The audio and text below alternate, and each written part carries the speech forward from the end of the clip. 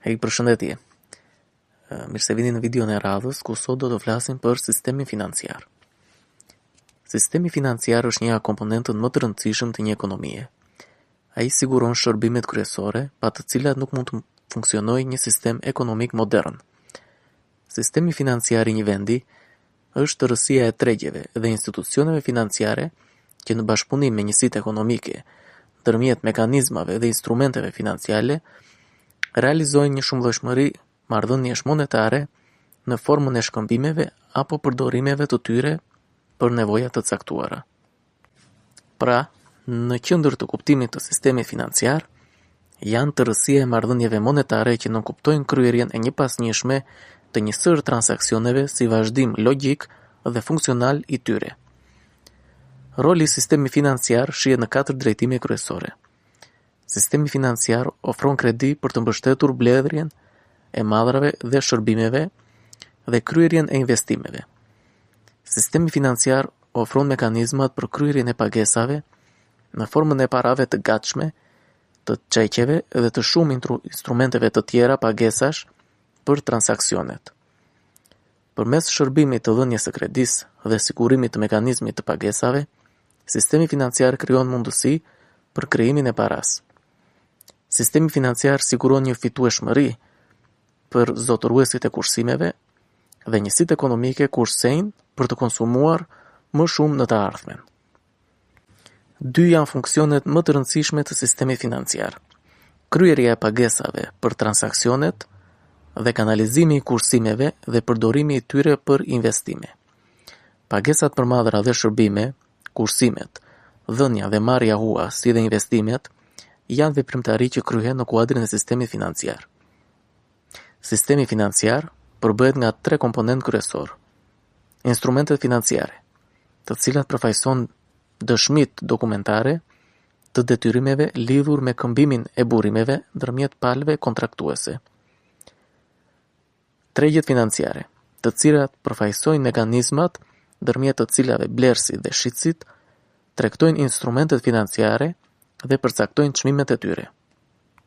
Dhe komponenti i tretë janë institucionet financiare, të cilat janë organizmat financiare që krijojnë dhe tregtojnë instrumentet financiare dhe lehtësojnë rrjedhën e fondeve ndërmjet pjesëmarrësve të tregut. Sistemi financiar, me komponentët e tij përbërës, luajnë një rol të pazvendësueshëm në veprimtarinë ekonomike të çdo vendi, i cili karakterizohet nga shumë transaksione, këmbime, blerje, shitje madhrash dhe kryerje shërbimesh. Në këto transaksione, duhet të dallojmë aspektin real dhe atë financiar të tyre. Aspekti i parë i transaksionit është ai real, i dyti është ai financiar. Madhrat janë mjete reale, ndërsa pagesa, si e menjëhershme, ashtu dhe e mëvonshme, është mjet financiar. Pra, ndërhyrja e paras si mjet këmbimi shton elementin financiar të transaksioneve ekonomike. Aspekti real dhe ai financiar i transaksionit bëhet më kompleks kur kemi këmbimet në kohë të tij. Kështu, për shembull, aspekti real i huas është kur huadhënësi shtyn afatin e mundësisë për të konsumuar tani, duke parashikuar më vonë konsum në të ardhmen. Aspekti financiar i një huaje përfshin krijimin e një instrumenti financiar. Kanë shumë rëndësi marrëdhëniet midis sistemi financiar të një vendi dhe veprimtarive komplekse të njerëzve që punojnë, blejnë, shesin e të tjerë. Komponenti financiar i sistemit ekonomik përfshin tregjet për instrumentet financiare, kurse komponenti real i tij përfshin tregjet për madhra dhe shërbime, dhe ato institucione që i bashkojnë njerëzit dhe burimet për të prodhuar madhra dhe shërbime. Roli ekonomik i sistemit financiar shfaqet kryesisht në lehtësimin e transaksioneve reale dhe financiare. Në marrëdhënien ndërmjet sistemit financiar dhe aspektit real dhe financiar në ekonomi, përfshihen 3 sektorë.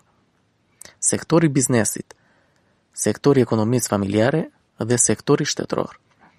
Sektori biznesit prodhon madhra dhe shërbime të cilat blihen nga sektori i ekonomive familjare për qëllime konsumi.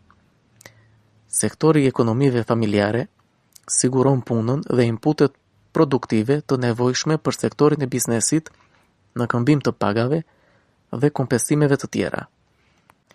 Sektori shtetëror mbledh taksat nga sektorët e biznesit dhe të ekonomive familjare, duke i përdorur këto për blerje madhrash, shërbimesh dhe inputesh produktive, të cilat i përdor për të ofruar shërbimin shtetëror në sektorët e tjerë.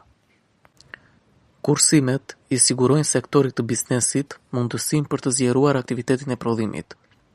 Ekonomitë familjare mund të përdorin kursimet e tyre duke u lënë hua bizneseve apo shtetit, ose duke bler tituj pronësie, të quajtura ndryshe aksione. Një transferim i tillë i fuqisë blerëse i ofron sektorit të biznesit dhe atij shtetëror kapitalin para, burimin financiar që u jep mundësi firmave të rrisin prodhimin e madrave dhe të shërbimeve. Investimet e këtyre fondeve sigurojnë të ardhura për kursimtarët. Pra, interesin në rastin e huas dhe dividendin në rastin e blerjes së titujve të pronësisë. Interesi dhe dividendi janë kompensim për këtë rrjedhje të burimeve të kursyera, ashtu si pagat janë kompensim për punën e kryer. Njësitë ekonomike që kanë më pak shpenzime se sa të ardhura quhen njësi suficitare ose njësi me tepric fondesh. Teprica e të ardhurave mbi shpenzimet për një periudhë të dhënë kohe quhet kursim për ekonomitë familjare, fitim për sektorin e biznesit dhe suficit për sektorin shtetëror. Njësitë ekonomike që sigurojnë më pak të ardhura se sa shpenzime quhen njësi deficitare ose njësi me mungesë fondesh.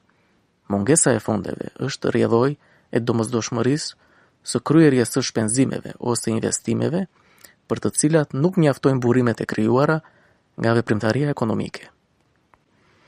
Sistemi financiar lehtëson transferimin e fondeve të kursyera nga njësitë suficitare në ato deficitare. Njësia deficitare mund të marrë hua nga një njësi suficitare me anë të këmbimit të një instrumenti financiar. Emëtuesi i këtyre institucioneve që është huamarrësi merr mbi vete një detyrim financiar. Marrësi i instrumentit apo huadhënësi zotëron një mjet financiar.